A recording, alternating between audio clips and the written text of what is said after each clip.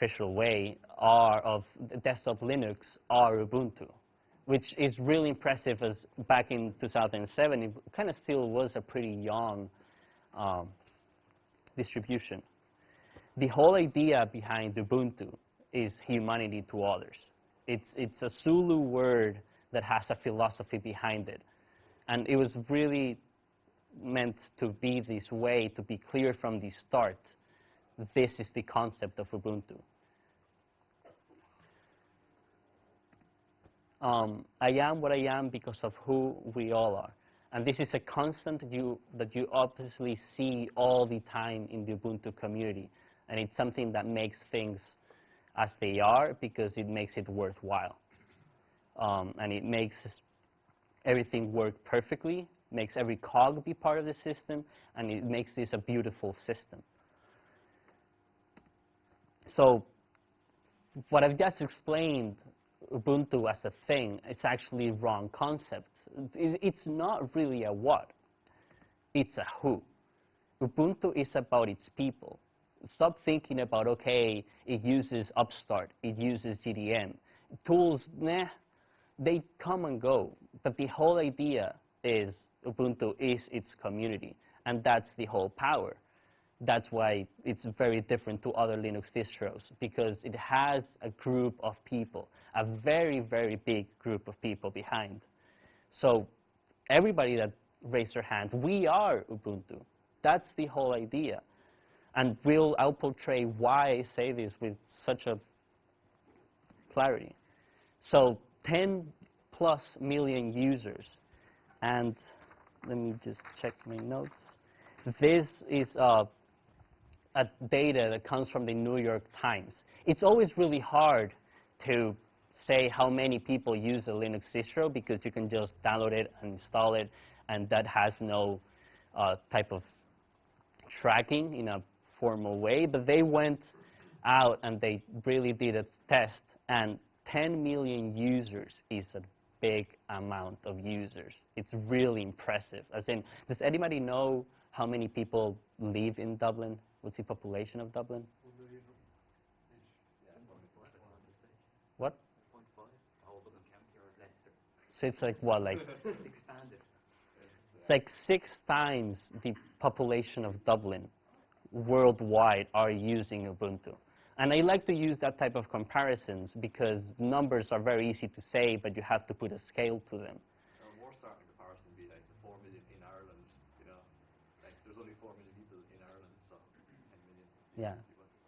So more than double the population of Ireland. I'll mention later there's a joke inside the community that the actual Ubuntu forums could be a country. They have enough people in them to be like censored as a country. So as he said, Ubuntu is its community. And it's interesting because those 10 million people using it are, well, actually it's installation, so maybe some people are sharing, are stories. And for example, a few years ago, I went to the south of Spain. There's this part of Spain that's really, it's the poorest part of all Spain, and they had a brilliant idea that said, let's stop giving money to any proprietary companies. Let's stop buying licenses every year and spending millions and millions of euros. Let's just put that money into local computer scientists, into local engineers, into local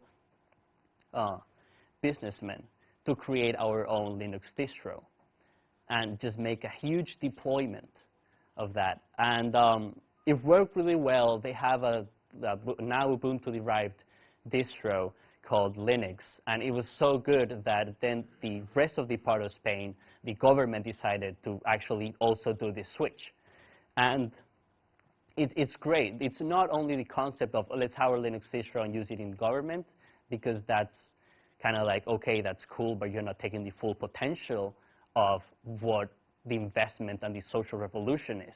So they went full throttle. They said, okay, let's put all these schools, all the high schools open every single afternoon with people that just want to share the know-how and just talk and just be and just open them with all the labs that we have, and it worked really well. I remember being back a few years ago and being for a week there. I was in one of these centers just with a few friends and talking about Ubuntu and trying to help them develop stuff. And there were people coming and going to get a CD or get something fixed. Hey, I bring my laptop to get this working. And this old lady came. I think I have a picture of her here. Really, like, trust me, she looked like the one in the right. It was amazingly like that, exactly the same. So she came with an email address. That's everything she came knowing about everything that has happened in technology in the last 20 to 30 years. She's like, they called me in the phone, which was probably a landline, and gave me this string of text, which she wrote the @ as an A with a circle, as in like an A inside a circle. It's really cute. So she says, my grandchild just was born in Argentina because my son had to go there for work, blah, blah. And he gave me this email address. He said he created already for me, so it has a password that I know, blah, blah, blah. And he sent me pictures of my recently born, or my newborn grandson. And so we set her up, hold down to a computer, kind of explain a little bit how everything works. Like, this is you're just using the internet, blah, blah, blah, et cetera, and she kind of gets connected, and she sees the picture. And this is a really valuable moment because she was really, really emotioned. And kind of like we left her there just enjoying the text and the letter that she was reading and the picture. And this is actually I'm the uncle of this little buddy. That's not the actual picture. So then I just thought, this is amazing. Like, we just jump-started, or went through the whole print out the picture, send it in the post. It's going to be there in weeks, etc. It's just like had a few days. So she comes back the next day, and she's like, well, I want this at home because I don't want to be coming here every day and having to have you guys open everything for me. And because he's calling me again and telling me that he's been having more pictures and he wants to show them to me. So we start explaining to her how to use it, and some relative has given her an old machine, said you can bring it home. So we install everything in the machine. She goes back. She kind of knows how to do stuff, even a little bit rough in the edges, and she starts having everyday conversations through voice, like Skype, I think it was, and having pictures of her newborn. And it's like, I don't really care what tools she was using. It was the value of the technology and how it changed her life. And it was possible through free software. So that's one more person in the community, and that's one more story.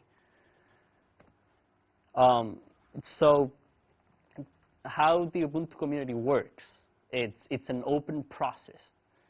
Everything is there to see. Open and transparent, as in, sorry. You could go and in the internet, you can just see every single decision made about Ubuntu. You can see how everything works. You can see how everything you can go to every single meeting. And it kind of is funny because even though there's a company called Canonical behind it, everybody in Canonical, or almost everybody in Canonical, works from home. So they use those tools that the rest of the community uses, but they're paid for it, and everything is in the